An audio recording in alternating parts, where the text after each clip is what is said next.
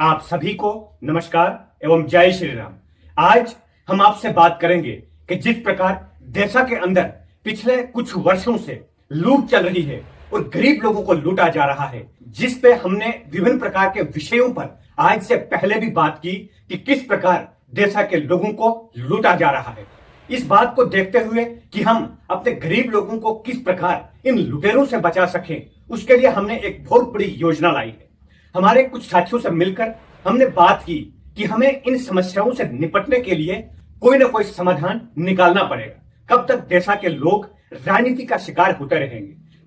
देशा के केवल कुछ ही गिने चुने लोग जो लोगों को प्रताड़ित करते हैं, जो लोगों को रिश्वत के नाम पर विभिन्न प्रकार के पैसे लूट कर उनको विभिन्न प्रकार के झांसों में डालकर कभी नौकरी दिलाने, कभी प्रोजेक्ट्स में लगवाने, कभी विभिन्न प्रकार की उनको लालच देकर उनसे पैसे लिए जाते हैं। इन सभी समस्याओं के समाधान के लिए हमने कुछ मित्रों के साथ मिलकर यह फैसला लिया कि हम देशा के अंदर मिशन 500 प्लस चलाएंगे। मिशन 500 प्लस क्या है, इस बात को हमने समझना है। मैंने अपने फेसबुक के माध्यम से मिशन 500 प्लस की घोषणा की, जिस पर मुझे बहुत से लोगों ने पूछा कि ये क्या है। मैं आपको विस्तार से इस मिशन के विषय पर बताना चाहता हूं कि हमने लगभग 500 लोगों की एक ऐसी टीम गठित करनी है जो देशा के अंदर चल रही विभिन्न प्रकार की गतिविधियों पर नजर रखेंगे। इन 500 प्लस लोगों में 18 से 30 वर्ष तक की आयु के लोग 150 लोग होंगे, 30 से 50 वर्षों तक की आयु के लोग 200 लोग होंगे, जिसमें 50 वर्ष की आयु से ऊपर के लोग 50 लोग होंगे, और एम्प्लॉयड जो गवर्नमेंट एम्प्लॉयड है, जो अच्छे बिजनेसमैन है, जो समाज के अंदर अच्छा एक्सपोजर रखते हैं, वैसे हमारे 50 लोग होंगे, और जिसमें महिलाएं भी 50 होंगी। ये कुल मिलाकर संख्या जो बनती है वो 500 लोगों की बनती है। ये 500 लोगों की एक टीम, इस प्रकार की टीम बनाई जाएगी जो हमारी सबसे विश्वसनीय टीम होगी। इस टीम का उद्देश्य होगा कि हमने देशा के अंदर किस प्रकार विकास की गति को बढ़ाना है, विभिन्न प्रकार की योजनाएं जो है, जो भारत सरकार तथा जम्मू कश्मीर सरकार की तरफ से चलाई जाती है, वो आम लोगों तक किस प्रकार पहुंचे, और यदि उन स्कीमों के बदले में कोई उनसे रिश्वत ले रहा हो तो उस रिश्वतखोरों से किस प्रकार हम देशा को बचा सकें। इसके अतिरिक्त जिस प्रकार आज तक देशा के लोग वोट बैंक की राजनीति के शिकार हुए, हमेशा देशा के लोगों ने होलसेल में वोट दिया, परंतु उसका फायदा केवल गिने चुने 4-5 लोग ही उठाते हैं। हमारे बुजुर्ग, हमारे साथियों ने भी यह सुझाव दिया कि हम केवल 1-2 परिवारों का ही शासन क्यों झेलें, क्यों 1-2 परिवार के लोग ही देशा के लोगों को नचाते हैं, वोट हम देते हैं, फायदा वो लोग लेते हैं। इसलिए हमने ये 500 लोगों की टीम गठित करनी है, जिसमें हमारे पास लगभग 200 लोग जुड़ चुके हैं। मैं देशा के सभी लोगों से आह्वान करता हूं कि आप इस अभियान में हमारे साथ जुड़ जाइए। हमारी टीम जो होगी, जो कोर ग्रुप हमारा होगा, वो उसमें समीक्षा करेगा कि यदि इस व्यक्ति को हमने इसमें ऐड करना है, क्या ये हमारा विश्वसनीय व्यक्ति है, क्या हमारे अभियान के साथ ये पूरी निष्ठा के साथ जुड़ सकता है, तभी जाकर हम उस व्यक्ति को इस ग्रुप में शामिल कर सकते हैं, जिसमें हमने युवाओं, बुजुर्गों, महिलाओं तथा सरकारी एम्प्लॉइज जो है उनसे यहाँ पर आह्वान करते हैं कि हमारे इस बड़े मिशन में आप जुड़ जाइए, और हम आने वाले समय में एक ऐसी क्रांति लाएंगे कि फिर कभी देशा के लोगों को कोई बेच नहीं पाएगा। मित्रों, आज हम डॉक्टर भीमराव अंबेडकर जी के 3 मंत्रों से मार्गदर्शन लेकर अपने मिशन को चलाएंगे। उनके 3 मंत्र थे: शिक्षित बनो, संगठित बनो और अपने अधिकारों के प्रति जागरूक हो जाओ, अमान्य वस्तुओं का विरोध करो। यानी हमने शिक्षित होना है। शिक्षा का अर्थ केवल स्कूलों में शिक्षा ग्रहण करना ही नहीं है, बल्कि शिक्षा का अर्थ है हमने अपने अधिकारों और अपने कर्तव्यों के प्रति जागरूक होना। सरकार हमारे लिए कौन सी स्कीम भेज रही है, उसके प्रति जागरूक होना। कौन हमें लूट रहा है, उसके प्रति जागरूक होना। क्या हम अपने मताधिकार का प्रयोग अपनी बुद्धि से कर रहे हैं? हम अपना मत अधिकार अंधेरे में तो कर रहे हैं, परंतु उसका बेनिफिट कोई और ले रहा है, इसके प्रति हमें जागरूक होना। यह एक लोकतांत्रिक शिक्षा का मूल सिद्धांत है।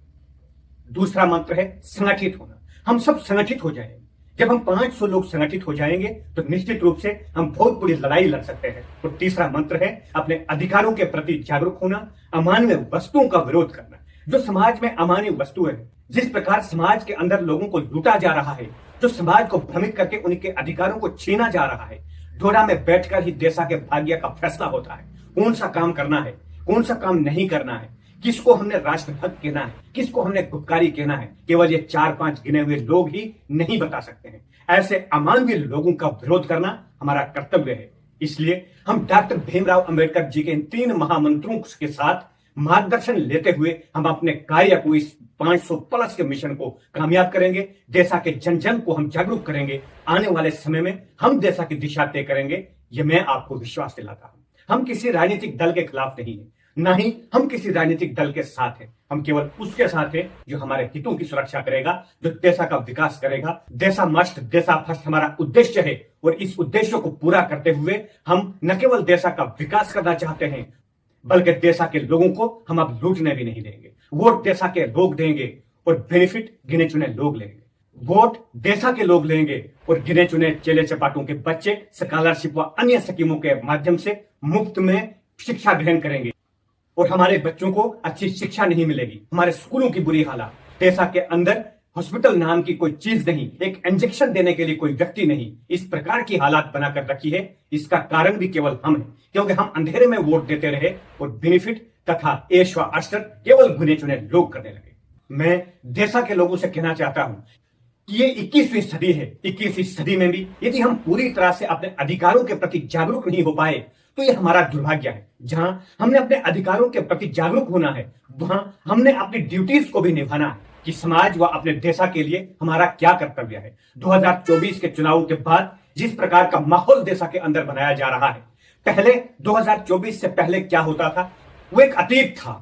अब हम अतीत की शिक्षा लेकर वर्तमान में यदि नहीं सुधरेंगे तो भविष्य का हम निर्माण नहीं कर सकते हैं। 2024 के चुनाव के बाद हमने देखा कि देशा के आम जनमानस ने वोट दिया, परंतु उसका बेनिफिट कौन ले रहा है?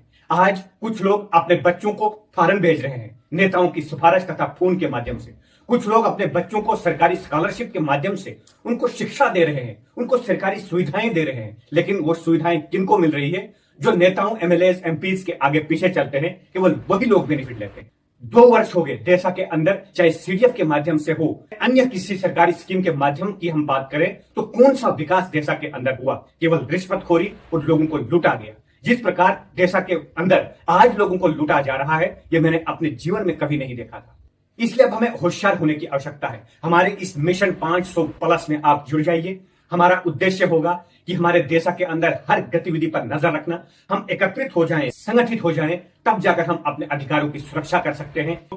नहीं तो जिस प्रकार आज तक हम वोट देते आए हैं, उसी प्रकार हम आने वाले समय में भी केवल वोट देते जाएंगे, परंतु हमें अधिकार कब मिलेगा, हमारे अधिकारों की सुरक्षा कौन करेगा, उसकी चिंता कोई नहीं। इस मिशन की कार्य प्रणाली क्या होगी, यह भी मैं थोड़ी सी आपके सामने रखना चाहता हूं। इसमें हम कोई सार्वजनिक रूप से किसी की घोषणा नहीं करेंगे कि कौन लोग हमारे साथ हैं। हम कोई सामूहिक ओपन में बैठक नहीं करेंगे, हम कोई जलसा नहीं करेंगे। यह मिशन केवल हमारा अंदरूनी मिशन होगा, जिस मिशन के माध्यम से हम अपने आप को इतना सशक्त कर देंगे कि देशा के अंदर आने वाले समय में देशा की दिशा किस प्रकार जाएगी, वो दिशा हम तय करेंगे। परंतु यह तब हो सकता है जब हम 500 लोगों की एक आवाज होगी, एक बात होगी। इसमें हमने बुजुर्गों से लेकर महिलाओं, बच्चों से लेकर मध्यम आयु के लोगों को जोड़कर हमने इस मिशन को चलाना है, तभी जाकर हम कामयाब हो सकते हैं। और जब 500 लोगों की टीम हमारे पास होगी, जिसका किसी को कोई जानकारी नहीं होगी, तो मैं आपको विश्वास दिलाता हूं कि आने वाले समय में देशा किस दिशा में जाएगा, उसकी दिशा हम तय करेंगे। इतना ही कहते हुए आप सभी का बहुत बहुत धन्यवाद।